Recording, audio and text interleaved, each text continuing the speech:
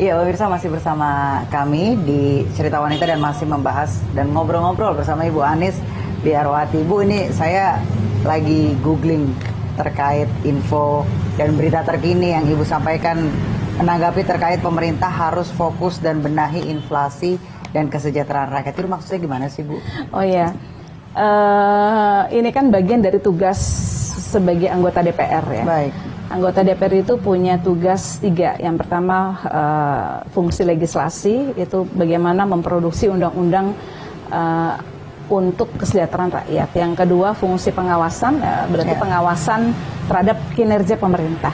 Yang ketiga fungsi anggaran. Nah ini kalau saya komentar-komentar seperti itu terkait dengan tugas saya di fungsi pengawasan ya. Komisi 11 itu bidangnya ekonomi dan keuangan, sehingga dengan mitra kerjanya kementerian yang membawahi keuangan, dan tentu kita harus mencermati apa yang diklaim pemerintah, kemudian masukan-masukan apa yang bisa kita berikan agar pemerintah bisa bekerja lebih baik lagi gitu.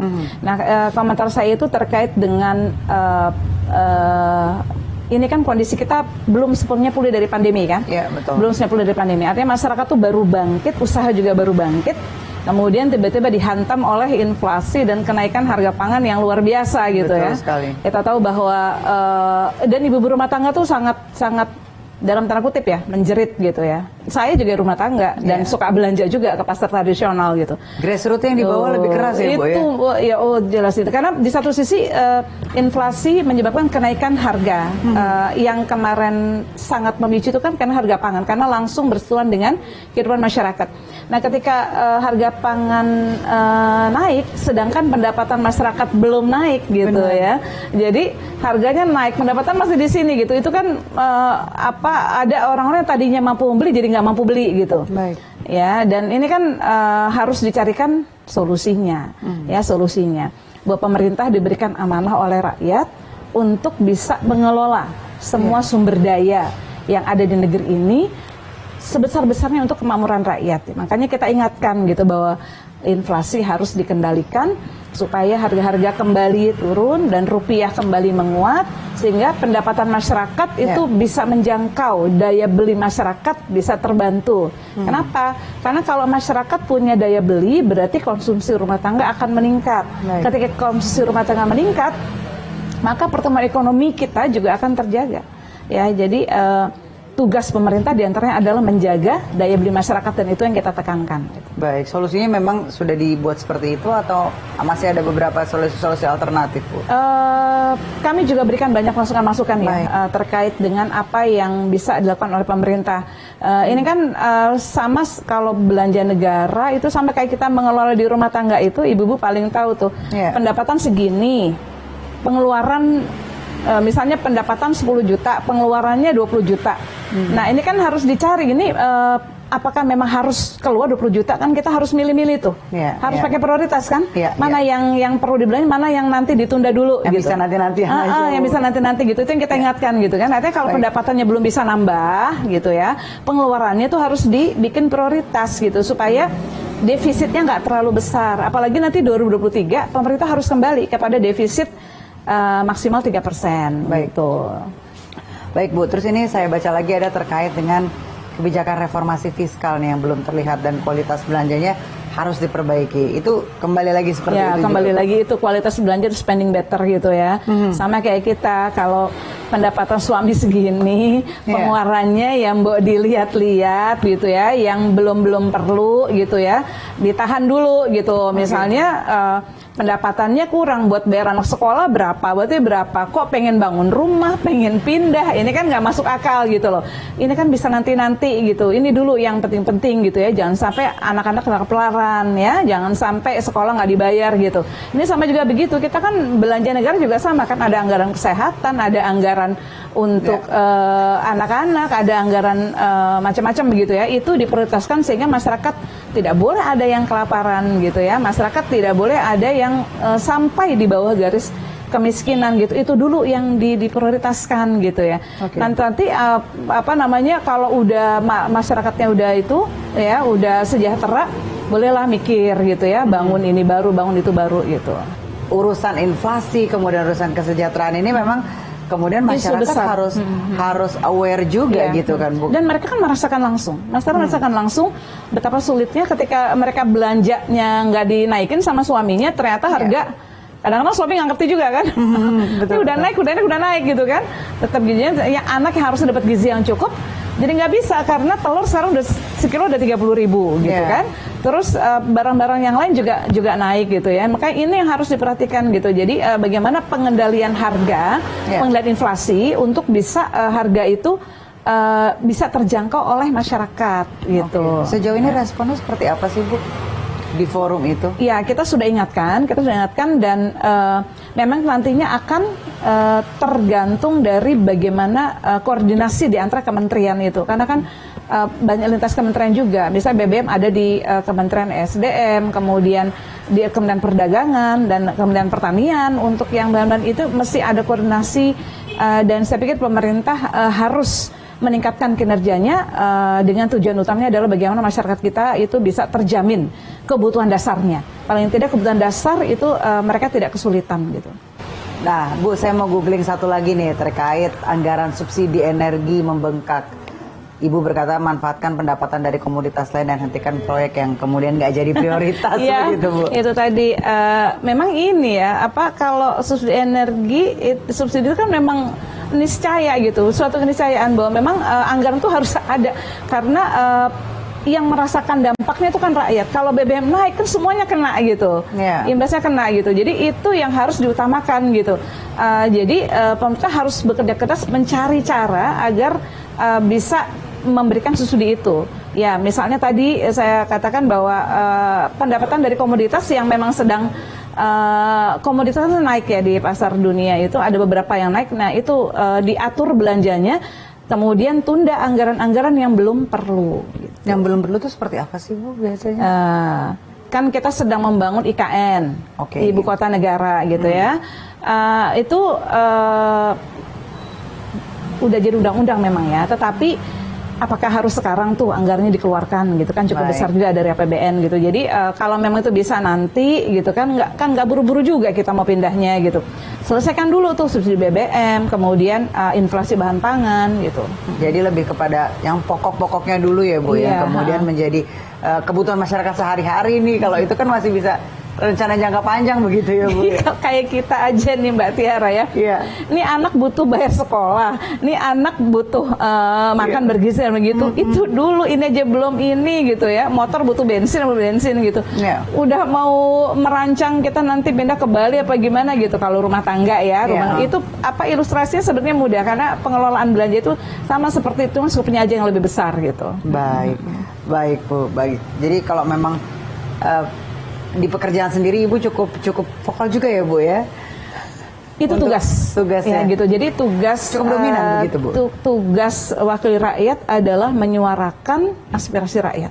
Jadi ketika kita bertemu masyarakat dan melihat, dan kita juga bagian dari masyarakat yang merasakan gitu ya. Ini bagaimana gitu ya masyarakat kita yang pendapatannya itu segitu-gitunya, sementara mereka gimana mereka mau sehat, mereka mau bugar ketika memang bahan makanan bergizi itu ternyata sulit untuk mereka jangkau gitu. Dan ini memang tugas utama dari pemerintah menjaga kebutuhan dasar rakyatnya sehingga rakyatnya mendapatkan berhak dan layak mendapatkan yang bergizi untuk tumbuh kembang mereka. Kalau UMKM sendiri nih Bu, sebenarnya sejauh mana sih membantu pada saat sampai sekarang kita bangkit tadi dibilang setelah pandemi untuk sektor UMKM Kalau sendiri? Bicara UMKM ini kan fondasi atau tulang punggung utama perekonomian nasional adalah UMKM. Jadi kalau lihat dari struktur ekonomi kita itu 99,9% ekonomi nasional ditopang oleh UMKM. 99,9. 0,01% itu baru usaha besar gitu. Ya. Dan jumlah UMKM kita itu ada 65 juta unit di seluruh Indonesia. 65 juta unit di Indonesia. Ya, dan sebenarnya kalau kita melihat dari struktur ini dan UMKM ini menyumbang untuk PDB kita, untuk pendapatan bruto kita itu cukup besar gitu, ya, sekitar 50-60%. Jadi UMKM itu harus betul-betul diseriusin gitu loh. Ya memang banyak yang memperhatikan gitu, tapi saya melihat bahwa belum ada koordinasi atau masing-masing bekerja sendiri gitu, kementeriannya sendiri, kemudian ini sendiri, masing punya program sendiri. Ini alangkah baiknya kalau UMKM itu menjadikan sebagai satu sektor yang betul-betul kita anggap dia kontribusinya besar. Jadi kalau bangkitkan UMKM ini luar biasa gitu. Bahkan ya kalau kita melihat rujukan-rujukan yang digunakan di dunia internasional, satu negara itu dianggap maju ketika memang warganya itu lebih dari 14% warganya itu berwirausaha. Oke. Ya. Kalau rakyat itu berwirausaha, berarti kan dia bukan saja memiliki penghasilan, tapi dia juga bisa menyerap tenaga kerja. Yeah. Kan dia nggak bawa-bawa map kemana-mana ke melamar-melamar, tapi dia sudah punya penghasilan. Jadi ketika dia berwirausaha, artinya dia menjadikan dirinya mandiri. Ya, ketika mandiri dia punya harga diri. Itu penting gitu ya. Jadi dengan usaha, dengan penghasilan, masyarakat punya harga diri. Bahkan dia juga bisa membantu sesamanya dengan menyerap tenaga kerja gitu. Jadi UMKM itu perlu dibantu. Nah sekarang ini kan banyak usaha mikro, kecil, bukan hanya kecil tapi di bawah dia itu mikro, itu pelakunya banyak ibu rumah tangga yang membantu suaminya gitu, ya mencari nafkah ya melalui usaha itu. Nah maka sudah seharusnya pemerintah itu memberikan perhatian yang sangat serius gitu. Kalau saya memang melalui program kemiritaan di Komisi 11 memperjuangkan UMKM di Jakarta Timur, karena ada Jakarta Timur ini untuk bisa bukan saja mereka bangkit tapi juga mampu berdaya saing. Jadi kita banyak sekali program kemiritaan yang bisa dimanfaatkan, dan itu tugas wakil rakyat, bahwa program-program kemiritaan itu harus sampai kepada masyarakat untuk mereka bisa bangkit ya, UMKM kita bisa bangkit. Baik, untuk respon dari pemerintah sendiri terkait UMKM ini seperti apa sih yang dilakukan begitu, yang sudah dilakukan ataupun yang masih dalam wacana atau rencana begitu, Bu? Ya memang begini ya, saya suka mengkritik pemerintah itu, pemerintah jangan asik sama angka-angkanya sendiri gitu ya. Mungkin ada bisa di googling gitu. Karena kita juga harus melihat lapangannya gitu, karena kadang-kadang datanya sekian, tapi kalau kita lihat lapangannya masih banyak kok yang susah, masih banyak kok yang boro-boro dia bisa bangkit dengan berdaya saing bahkan go digital gitu. Banyak yang masih lapak-lapak yang sangat sederhana begitu ya. Nah ini yang mikro ini yang perlu diperjuangkan gitu ya.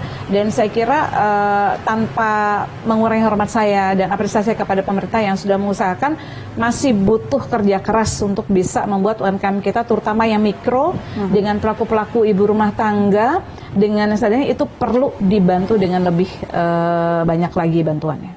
Berarti tapi yang justru usaha yang mikro itu kan yang real, Bu, yang cash flow yang tiap hari begitu, Bu, yang digital memang perlu, tapi kan ada juga beberapa yang memang masih belum bisa catch up dengan itu kan, Bu, ya? Itu lebih banyak. Jadi dari 65 juta unit yang ada di Indonesia itu tahun 2020 itu baru 10 juta yang go digital. Kemudian kemarin Presiden melaporkan kan di Senayan 16 juta katanya, berarti sudah naik 6 juta lagi. Tapi berarti kan 65 dikurangin 16 lah taruh kemarin dan laporan. Itu kan masih lebih banyak yang belum go digital. Dan di antara itu yang mikro lebih banyak lagi gitu. Mikro itu yang usahanya itu benar-benar modal sendiri yang sangat kurang begitu ya. Dengan pemasaran yang sangat kurang, itu yang perlu dilihat gitu. Jadi kita melihat bahwa masyarakat sudah semangat gitu ya untuk berusaha, tapi dihantam dengan kenaikan harga kemarin itu jadi yang jualan makanan, jual apa kan dengan harga pangan naik kan juga banyak yang berhenti lagi gitu akhirnya kan.